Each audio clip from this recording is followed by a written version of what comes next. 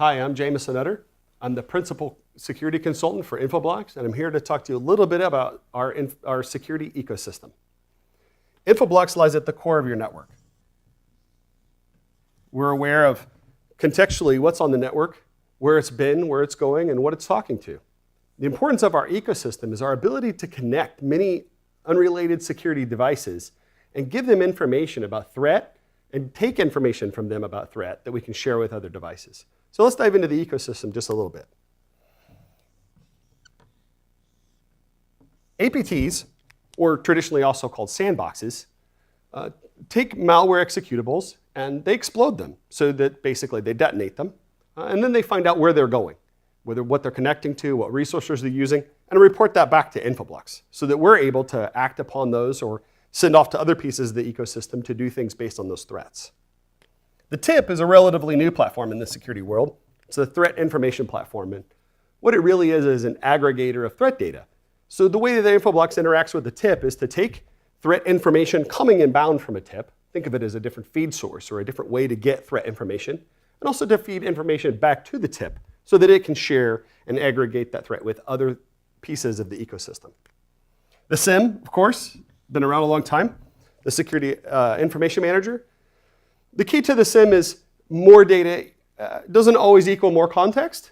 So we're working with SIM vendors very tightly to try to give them better data. Not just events that happened on the network or that new things came and went, but the context around what we're able to understand and provide about port and switch and user and other things.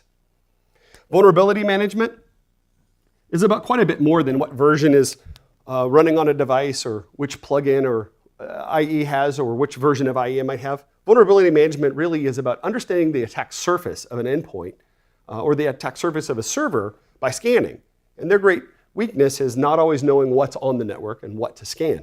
So our integrations with vulnerability management systems are about telling them to go scan and log a new asset on the system. NAC is a pretty obvious integration point, I think, because we know what's on the network and what they're talking to, and so do the NAC vendors.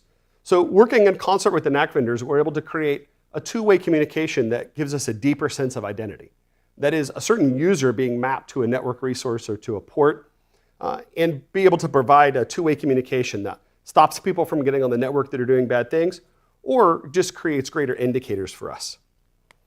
Then the last one is our entry into next-generation endpoint.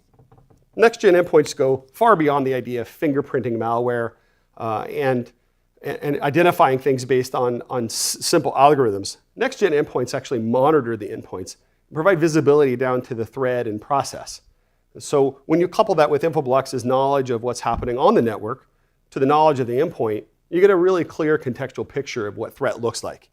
And then when that's fed back into the ecosystem, we actually have a series of working devices all talking to each other to help your posture and security.